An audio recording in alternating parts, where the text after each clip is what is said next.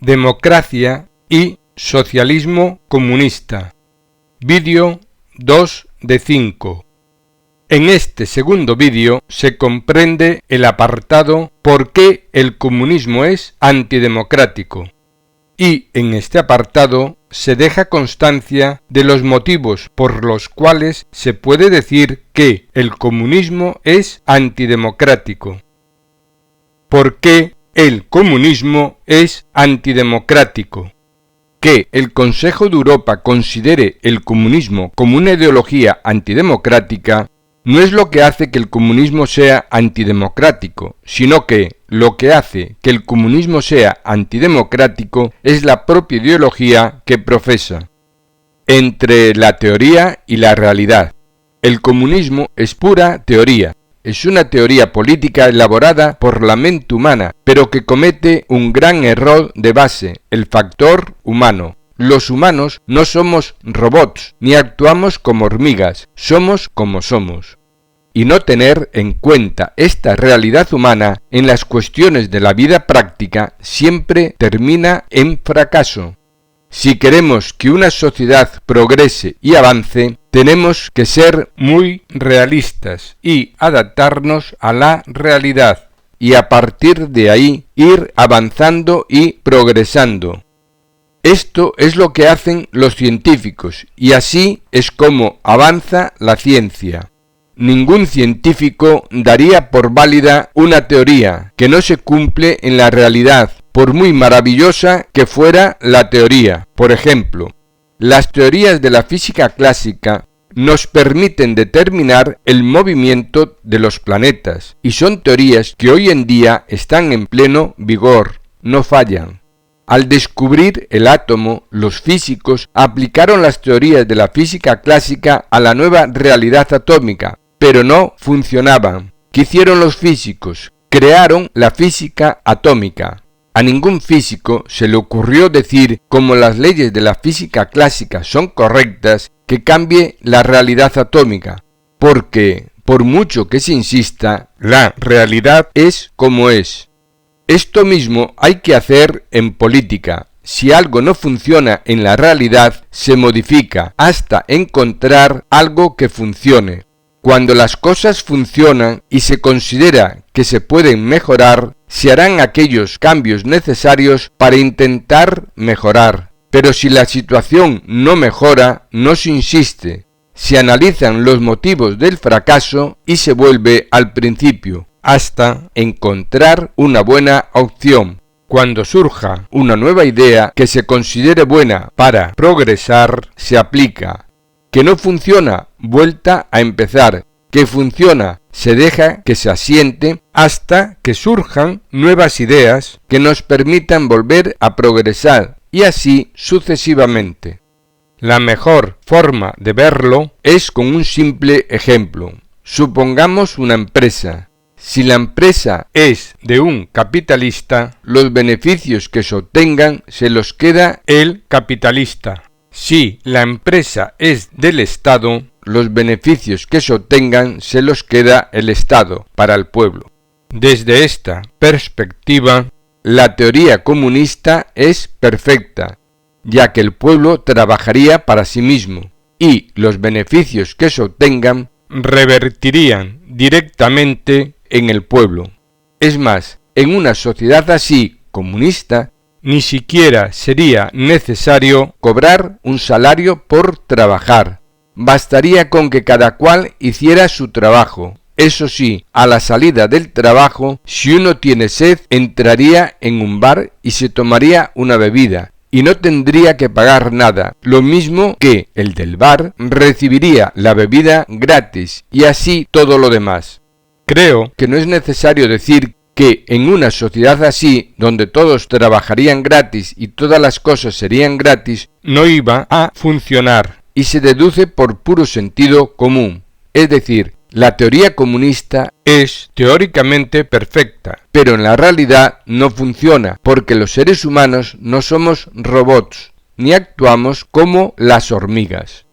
Y que el comunismo no funciona en la práctica es un hecho que se ha constatado en todos los países en los cuales se implantó de forma pura y dura. por la fuerza y de forma estricta, pues de inmediato entraban en un proceso de retroceso económico que en muchos casos terminaba en la miseria más despiadada.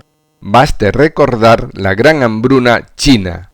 Y esto lo sabe cualquier persona que se informe mínimamente sobre el comunismo. La historia es historia y así lo dice.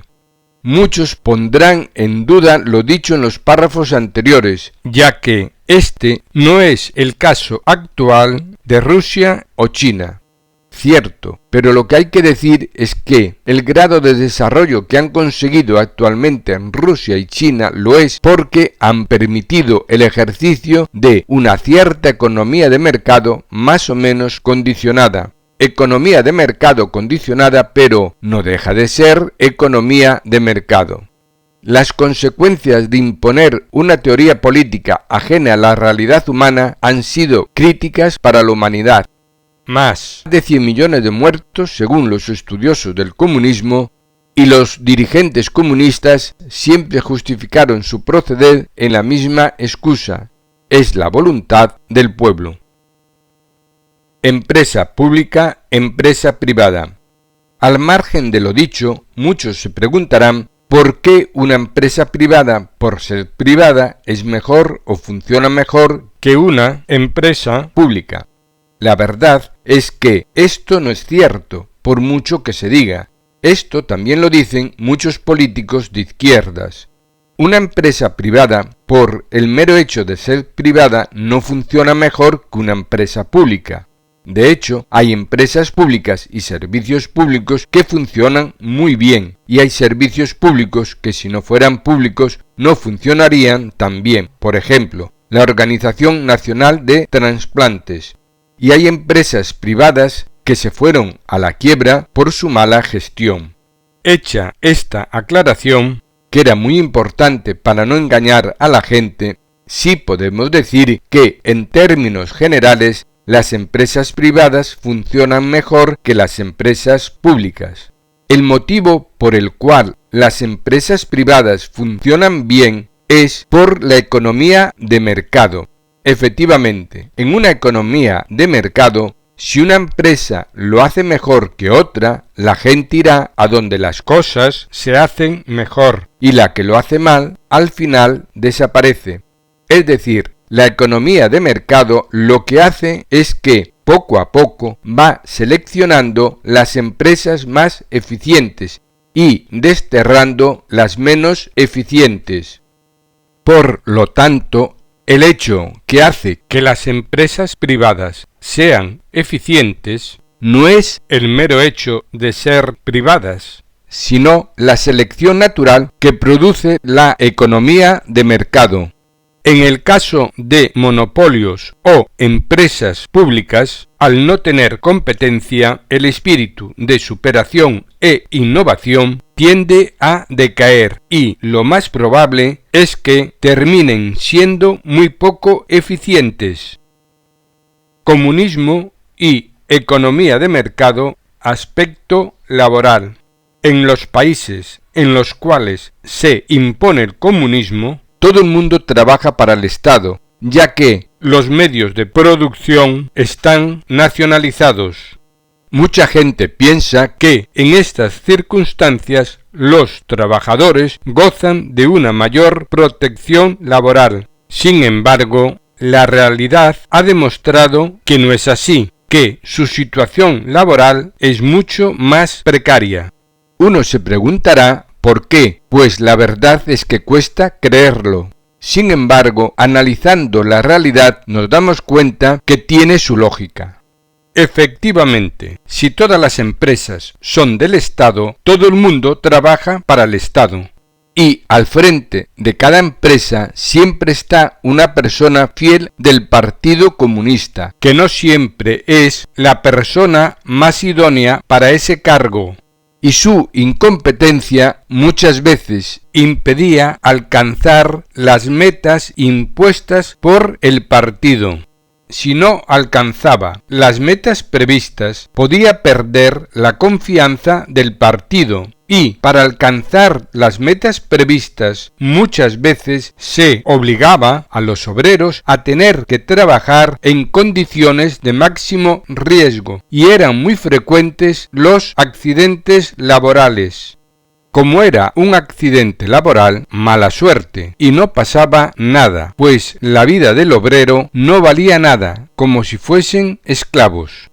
Los obreros no podían protestar porque era lo que había. Su obligación era trabajar y no había otros medios. Tenían que aguantarse. Pero además tampoco estaba permitido protestar contra su jefe, pues ello era considerado como una protesta contra el sistema comunista. Un buen ejemplo de ello es la Gran Hambruna China, año 1958, donde murieron entre 15 millones y 55 millones de personas. Es decir, en el supuesto menos desfavorable, nadie pone en duda que se alcanzaron los 15 millones de muertos directos causados por el hambre, y eso que el canibalismo fue una práctica habitual para poder sobrevivir. Las causas fueron básicamente dos. 1. Imponer la colectivización de la tierra, donde el Estado era el dueño y señor. Se prohibió el cultivo privado, donde cada familia cultivaba su parcela. 2.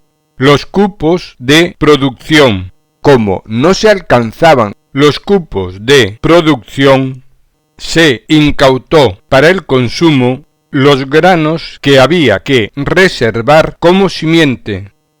Consecuencia de todo lo anterior, de 15 millones a 55 millones de muertes. Estos son hechos históricos que no niega nadie. Es de destacar que, al no tener para comer, la gente iba hasta los depósitos donde se guardaba el grano y suplicaba que les diesen algo de grano para comer. Los dirigentes comunistas preferían ver morir de hambre a la gente que había cultivado el grano antes que no cumplir con el cupo. Por si lo expuesto fuera poco, incluso cuando la producción era correcta, también se producían abusos y venganzas personales por cualesquiera motivo. Efectivamente, si por el motivo que fuere un trabajador no le caía bien al jefe, éste le podía hacer la vida imposible y el trabajador no podía protestar. Si protestaba, se arriesgaba a sanciones muy severas. Tampoco puede cambiar de empresa, porque todo el mundo trabaja para el Estado y tiene que trabajar allí donde se le asigne. Sin embargo, en una economía de mercado, donde hay muchas empresas, si un trabajador no se siente a gusto en una empresa, puede buscar trabajo en otra.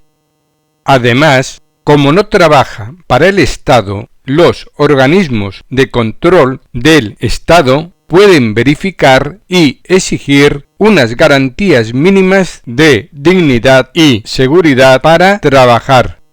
Es decir, la experiencia real nos ha permitido constatar que la economía de mercado permite al trabajador tener mejores condiciones laborales que en los sistemas comunistas, donde los trabajadores están al albur de los políticos.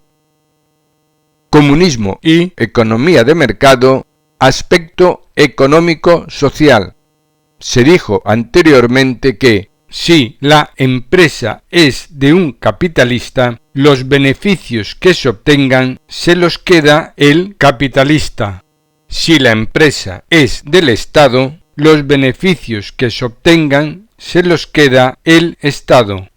En base a ello, lo lógico es pensar que las empresas públicas son más beneficiosas para la sociedad, ya que los beneficios se los queda directamente el Estado y, en consecuencia, más dinero que se puede dedicar a los servicios públicos. Pero la realidad nos ha demostrado que ello no suele ser así, y que las empresas públicas en general son menos beneficiosas para la sociedad. El motivo por el cual las empresas públicas suelen ser menos beneficiosas para la sociedad es debido a que suelen ser menos eficientes y, en consecuencia, su rentabilidad suele ser muy escasa e incluso a veces perjudican a la sociedad porque generan pérdidas. Efectivamente, una empresa pública, si está mal gestionada, genera muy pocos beneficios e incluso puede generar pérdidas. Una empresa privada, si pierde dinero o cierra o va a la quiebra, y ya vendrá otra empresa que ocupe su lugar. Una empresa privada tiene que pagar una serie de impuestos al Estado, y a más beneficio, mayor es el importe del impuesto a pagar. Por lo tanto, la empresa privada sí que contribuye a los gastos del Estado y, generalmente, en mayor medida que la empresa pública. Así que, no es cierto que la empresa privada sea menos beneficiosa para la sociedad que una empresa pública. Pero, además de pagar impuestos, la empresa privada a mayores obtiene un beneficio que le es propio y engrosa el capital de la empresa. Es lo que Marx denomina plusvalía. Con este beneficio que obtiene la empresa, el empresario, el capitalista, según Marx, puede hacer dos cosas. 1. Guardarlo en el banco. 2. Utilizarlo, gastarlo. Si el empresario guarda los beneficios en el banco aprovechará estos depósitos para hacer inversiones, con lo cual se está generando nueva actividad económica. Si el beneficio lo utiliza, el propio empresario lo puede invertir en su disfrute personal, ampliar o crear nuevas empresas, ambas opciones, disfrute personal e inversión en negocios. En cualquiera de estos supuestos, el empresario está generando riqueza a su alrededor. Y si la gente que está a su alrededor dispone de más dinero, también gastará más dinero. Y al final, como se suele decir, dinero llama a dinero, y todo el mundo vive mejor, es decir, se genera riqueza. Resumiendo, en la práctica, la experiencia demuestra que las empresas privadas generan mucha más riqueza que las empresas públicas, tanto a nivel personal como a nivel social. Comunismo es el capitalismo de los políticos. Una de las paradojas del comunismo es que en la práctica hace realidad lo que dice combatir: la explotación del proletariado por los capitalistas. Efectivamente, lo que genera el comunismo es la explotación del proletariado por los políticos, ya que en el comunismo todo el pueblo, el proletariado, trabaja para el Estado, transformándose el Estado de esta forma en el capitalista exclusivo. ¿Y quién está al frente del Estado? Los políticos. Pero con una desventaja añadida: aquí el capitalista Estado es único, con lo cual los trabajadores no tienen ninguna otra opción. Es decir, el comunismo es un sistema totalmente perverso, ya que los trabajadores no tienen más opción que trabajar y obedecer a los políticos. Políticos que se transforman en clanes de poder y dinero, que controlan toda la sociedad y además disponen de la fuerza para ello. La terminología y semántica comunista. Como hemos dicho, el comunismo es pura teoría, ajena a la realidad humana, ya que los humanos no somos robots ni hormigas. De ahí que, en el comunismo, al ser pura teoría, la terminología se constituye en un elemento esencial y la semántica adquiere un valor muy especial. Es la técnica del estafador, pura palabrería. Eso sí, es una palabrería muy precisa y muy bien elaborada, para que todo encaje a la perfección y sea todo tan evidente que no haya lugar a dudas. Si se duda, se descubre la estafa. Y eso mismo hace el comunismo. Lo argumentan todo tan bien y encaja todo tan bien que es de pura lógica cuántas conclusiones deducen en teoría.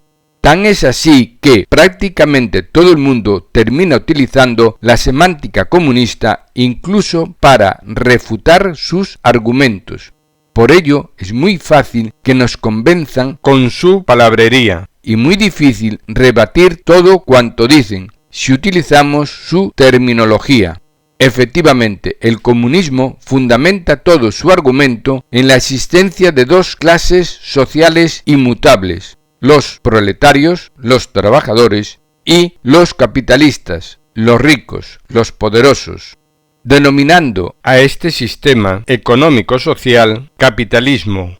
Denominar capitalismo a este sistema económico-social no es una casualidad, sino que es un término muy bien buscado para facilitar la confrontación de unos con los otros.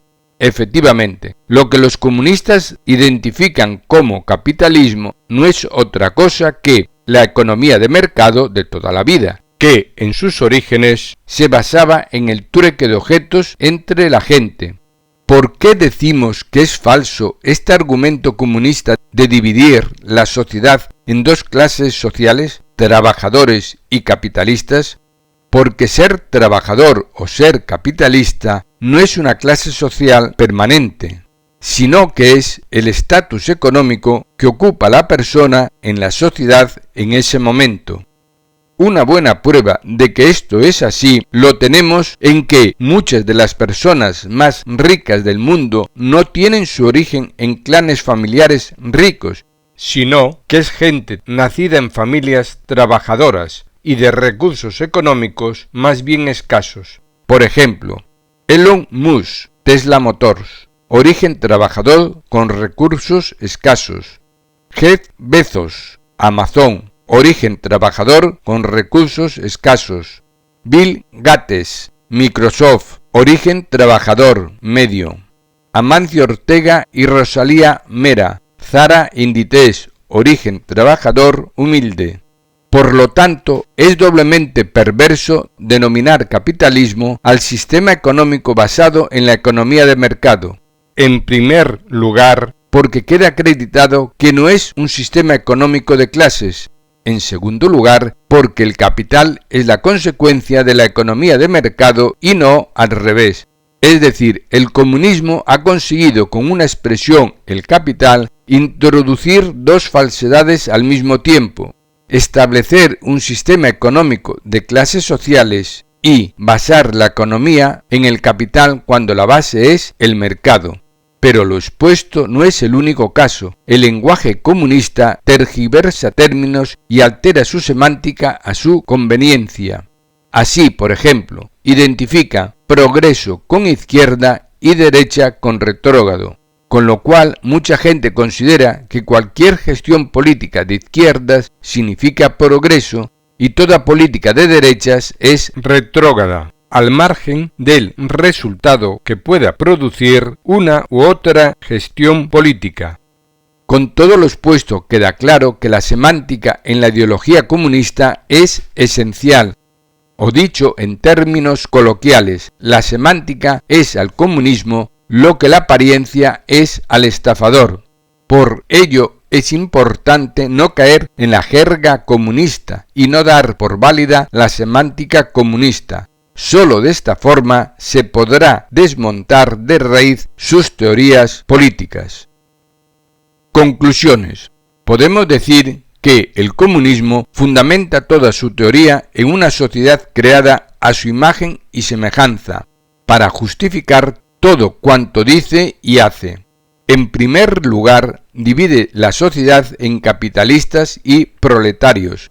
La concepción comunista de la sociedad en capitalistas y proletarios no es acorde con la realidad, me remito a lo ya dicho, pero permite a la ideología comunista establecer la lucha de clases, es decir, establecer el enfrentamiento social de pobres contra ricos. La lucha de clases legitima la expropiación de todos los bienes de producción a sus propietarios, bienes que pasan a ser titularidad del Estado. Los bienes de los pobres también. ¿Y quién dirige y controla el Estado? Los políticos. Los políticos se transforman en los nuevos jefes, los que mandan, o dicho en términos económicos, los nuevos capitalistas. En segundo lugar, la revolución del proletariado. Conscientes de que su ideología es utópica y que en la práctica no funciona, pues toda persona desea conservar para sí, en la medida de lo posible, los medios de producción que le permiten sobrevivir, justifique y promueve la violencia y el enfrentamiento social, para quitar a sus legítimos titulares los medios de producción. O dicho con otras palabras, lo que no consiguen por las buenas, lo imponen por la fuerza. Para el comunismo, el fin justifica los medios. Esto permite comprender cómo fue posible que en China se dejara morir de hambre de 15 a 55 millones de personas en un periodo de 3 años, con la idea de que ello se hacía por un buen fin, una sociedad perfecta en la cual no habría distingos de unos con otros, y todos serían iguales, todos vivirían igual de bien y todos gozarían del mismo bienestar. Curiosamente, los que morían no eran los dirigentes políticos, sino los campesinos. Eso sí, los dirigentes políticos mantenían sus valores morales intactos, pues todo cuanto hacían, según ellos, era la voluntad del pueblo y se hacía por el bien del pueblo, en aras a una sociedad más justa y perfecta. Consecuencia de lo anterior, en la sociedad comunista los medios de producción pasan a ser públicos del Estado. ¿Y quién dirige el Estado? Los políticos. Al final son los políticos los que controlan los medios de producción y lo que se hace con ellos. O dicho con otras palabras, los que realmente se benefician de este sistema político son los dirigentes políticos. Nadie más. En tercer lugar, la colectividad como forma social de concebir la sociedad. Su concepto de sociedad perfecta no se basa en el respeto a la persona, sino en la colectividad. Según el comunismo, para conseguir una sociedad perfecta, todas las personas se tienen que someter a la colectividad. O dicho con otras palabras, lo que hay que buscar es el bien colectivo, aunque ello perjudique a la persona individual. Esto, en términos prácticos, significa que el bien colectivo es lo que dicen los dirigentes políticos y los perjudicados siempre es la gente trabajadora.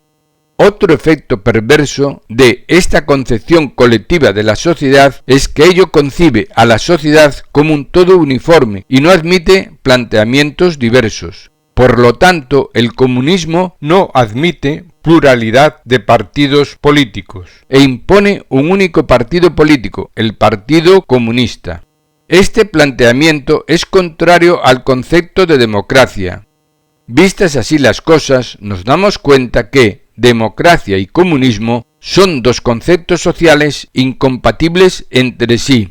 Pero además, este planteamiento colectivista de la sociedad también genera unas consecuencias perversas a nivel personal. Efectivamente, conscientes de que cada persona es un mundo y ello puede ser el origen de discrepancias sociales, la libertad personal pasa a un segundo plano y está supeditada al interés colectivo. Para lograr lo dicho en el párrafo anterior, el comunismo también implica el control del ámbito personal. De ahí que el Estado no está obligado a respetar las libertades individuales en bien de la colectividad. En cuarto lugar, todos somos iguales. A nivel personal, los dirigentes políticos comunistas dicen constantemente y de forma reiterativa que todos somos iguales, igualdad en todo y para todo. Y añaden, hay que sacarle el dinero a los ricos para dárselo a los pobres. La culpa la tienen los ricos se quedan con el dinero de los pobres, etc. Y lo dicen tan bien y con tanta seguridad que mucha gente de buena fe les vota. Pues bien, a toda esa gente que de buena fe vota comunismo, ¿tú te crees que ganas lo mismo que un dirigente comunista? ¿Tú te crees que vives tan bien como un dirigente comunista? ¿Tú te crees que gozas de los mismos derechos que un dirigente comunista? ¿Tú no ves que entraron en política en alpargatas y a los pocos años ya viven como los ricos? Entonces, si sabes que te están engañando, ¿por qué les votas? Si te engañan tan descaradamente a nivel personal, te van a engañar en todo lo demás. ¿Cómo puedes creer a unas personas que pregonan unas consignas que ellos no cumplen? En resumen, desde el punto de vista democrático, el comunismo es una ideología antidemocrática. Democracia y comunismo son incompatibles, y no se puede confundir antidemocrático con no democrático. Una ideología es antidemocrática cuando, de la forma que sea, incluso por medios violentos, trata de impedir que la democracia funcione e imponer su ideología por la fuerza. Una ideología es no democrática cuando no impide que la democracia funcione ni trata de imponer su criterio por la fuerza, sino simplemente cuando las opciones políticas que defienden no son democráticas. Por ejemplo, que solo puedan votar los trabajadores por aquello de que son los que mantienen al Estado, o que los votos tengan distinto valor por aquello de que quien paga manda, de forma que unos votos valdrían 1 y otros votos valdrían 100, según el importe de los impuestos que paga al Estado cada votante, etc.